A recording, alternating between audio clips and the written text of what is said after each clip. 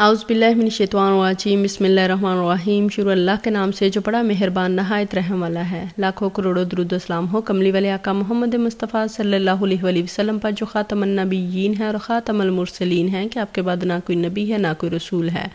لاکھوں کروڑوں درود و سلام ہو آل بیت پر۔ السلام علیکم ورحمۃ اللہ وبرکاتہ۔ میں ہوں آمنہ اختر اور آپ لوگ دیکھ رہے ہیں میرے یوٹیوب چینل دین کی بات سلسلہ وظائف۔ ویڈیو سٹارٹ کرنے سے پہلے میں آپ لوگوں سے ریکویسٹ کروں گی جو میرے چینل پہ نئے ہیں وہ جلدی سے چینل کو سبسکرائب کر دیں، ویڈیو کو لائک کر دیں اور اس کے ساتھ ہی بیل کے بٹن کو بھی آن کر لیا کریں تاکہ میری ہر نئی ویڈیو نوٹیفیکیشن کی صورت میں آپ لوگوں تک پہنچتی رہے۔ جزاک اللہ۔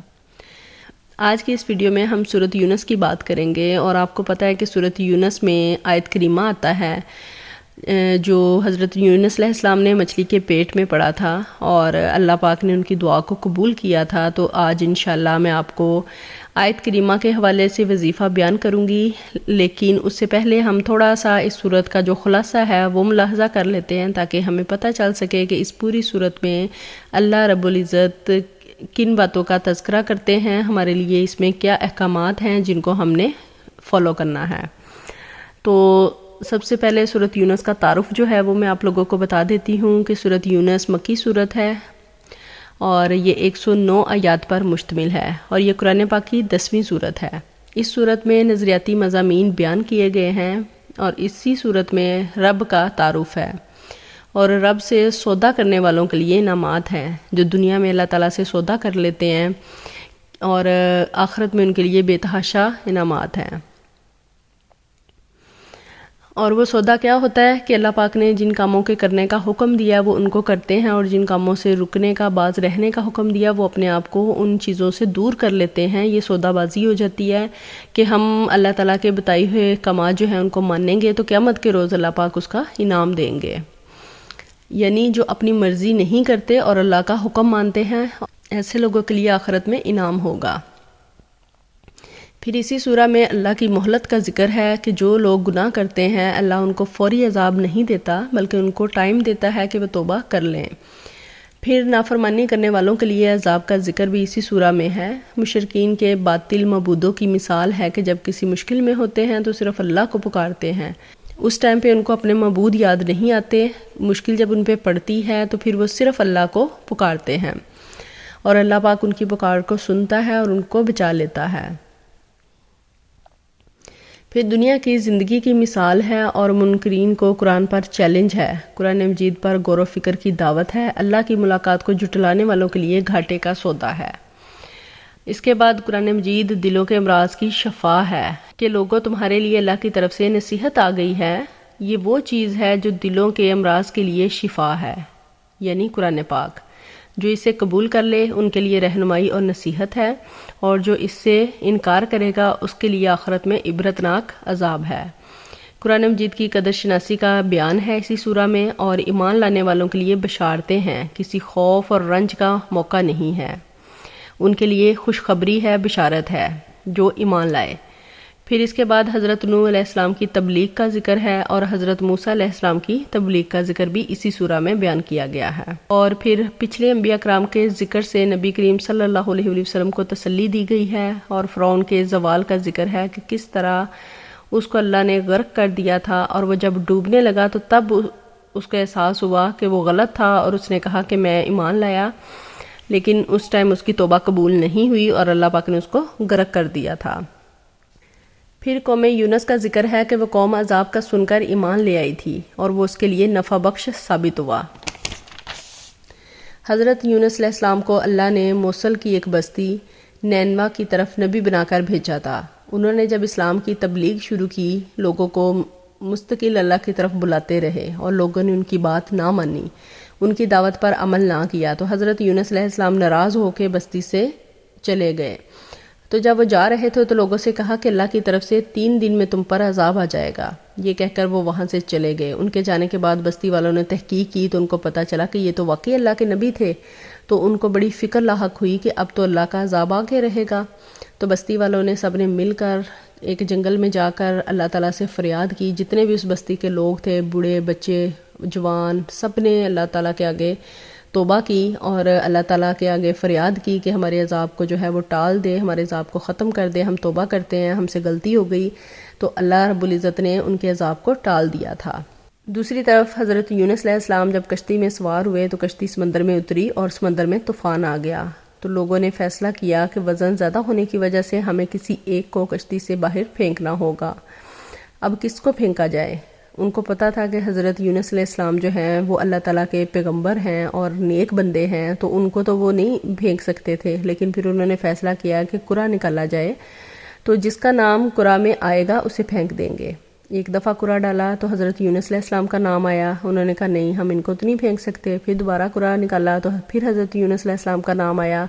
لیکن پھر انہوں نے نہیں پھینکا، انہوں نے کہا ایک دفعہ اور قرعہ نکالتے ہیں۔ تیسری دفعہ جب قرعہ نکالا تو تب بھی حضرت یونس علیہ السلام کا نام ہی نکلا، تو لوگ سمجھ گئے کہ اسی میں اللہ کی مرضی ہے، تو انہوں نے حضرت یونس علیہ السلام کو سمندر میں پھینک دیا، اور اللہ نے ایک بڑی مچھلی کو حکم دیا کہ یونس علیہ السلام کو نگل لے، اور لیکن ساتھ ہی یہ بھی حکم دیا کہ ان کو کسی بھی طرح کا کوئی نقصان یا خراش نہیں آنی چاہیے، کیونکہ سمندر میں جب مچھلی اپنے سے کسی چھوٹے اس کو نگلتی ہے تو وہ اس کی خوراک بن جاتا ہے، لیکن اللہ تعالیٰ کے حکم سے حضرت یونس علیہ السلام مچھلی کی خوراک نہیں بنے، بلکہ اس کے پیٹ میں بالکل صحیح سلامت جو تھے وہ رہے، اور مچھلی کے پیٹ میں ہی حضرت یونس علیہ السلام نے محسوس کیا کہ جیسے ان کی وفات ہو گئی ہے، لیکن ان کو بعد میں احساس ہوا کہ نہیں وہ زندہ ہیں، ہاتھ پیر ہلائے تو ان کو محسوس ہوا کہ وہ زندہ ہیں، اور وہ وہیں مچھلی کے پیٹ میں ہی سجدہ ریز ہو گئے اللہ پاک کے آگے، اور اللہ تعالیٰ سے معافی مانگی اور اللہ تعالیٰ کو پکارا۔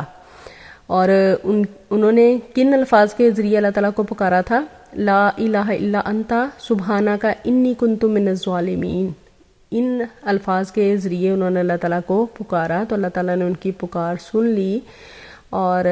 وہ اسی طرح اپنی جو توبہ کرتے رہے، اللہ تعالیٰ سے اپنی غلطی کی معافی مانگتے رہے، اور اللہ پاک نے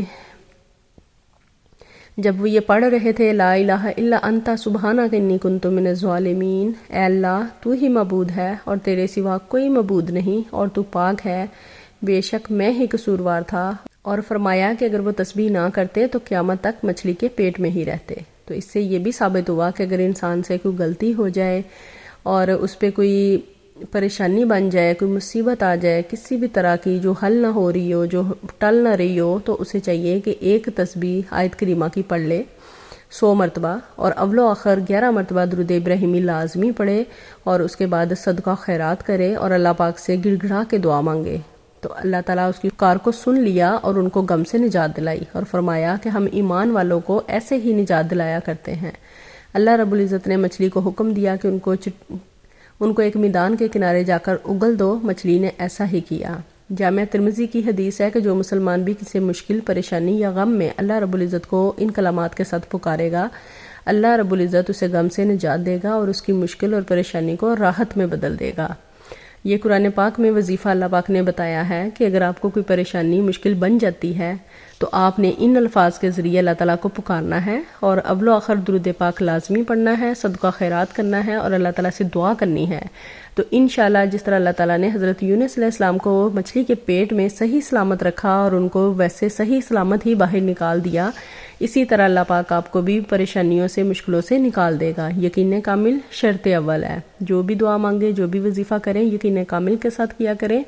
کہ اللہ پاک اپنے بندوں کی پکار ضرور سنتا ہے۔ ہمارے پکارنے میں فرق ہوتا ہے، اللہ پاک کی رحمت میں کوئی فرق نہیں ہوتا۔ وہ اپنے بندوں کے لیے نہایت مہربان اور شفیق ہے، اپنے بندوں کے لیے بہت ہی شفیق ہے، تو اللہ پاک کو نہایت محبت کے ساتھ، عقیدت کے ساتھ اور لگن کے ساتھ پکارا کرے، تو انشاءاللہ وہ آپ کی پکار کا جواب ضرور دیتا ہے۔ آج جمعۃ المبارک کا دن ہے، درود پاک کی کثرت کرنی ہے، نبی پاک صلی اللہ علیہ وآلہ وسلم پر کثرت سے درود پاک پڑھنا ہے، اور اس کے علاوہ سورۃ کہف کی تلاوت لازمی کرنی ہے۔ سورۃ کہف کی تلاوت ہر جمعہ کو لازمی کیا کریں۔ جو بھی سورۃ کہف کی تلاوت کرتا ہے وہ فتنہ دجال سے محفوظ ہو جاتا ہے، اور اس کے سر سے آسمان تک اللہ پاک ایک نور پیدا فرماتے ہیں، اور جو بھی شخص سورۃ کہف کی تلاوت کرتا ہے، جہاں اس نے تلاوت کی ہوگی اس جگہ سے بیت اللہ تک اس شخص کے لیے اللہ تعالیٰ نور جو ہے وہ پیدا کر دیں گے، اور اس کے علاوہ اس کے سر پہ قرض ہے یا کسی بھی طرح کی کوئی مشکل ہے، اللہ پاک اس کو بھی حل کر دیتے ہیں۔ تو آپ نے سورۃ کہف کی تلاوت لازمی کرنی ہے، اس کے علاوہ درود پاک کا جو ہے وہ ایک تسبیح لازمی کر لیا کریں۔ امید کرتی ہوں آج کا وظیفہ آپ لوگوں کو بہت اچھا لگا ہوگا. ویڈیو کو لائک کر دیا کریں, چینل کو جلدی سے سبسکرائب کر دیا کریں اور بیل کے بٹن کو بھی آن کر لیا کریں تاکہ میری ہر نئی ویڈیو نوٹیفیکیشن کی صورت میں آپ لوگوں تک پہنچتی رہے. اللہ تعالی ہم سب کی پریشانیوں کو دور فرمائے, ہم سب کی مشکلات کو آسان فرمائے. اللہ پاک پاکستان میں امن و امان عطا فرمائے. جو بے روزگار ہیں انہیں احسن اللہ رزقن سے حلال روزی کمانے کی توفیق عطا فرمائے. جو بے اولاد ہیں انہیں نیک صالح اولاد عطا فرمائے. جتنے بیمار ہیں اللہ پاک سب کو شفائے کاملہ عاجلہ عطا فرمائے. آمین ثم آمین یا رب العالمین. دعاؤں میں یاد رکھیے گا, اپنا ڈھیر سارا خیال رکھیے گا. اللہ حافظ.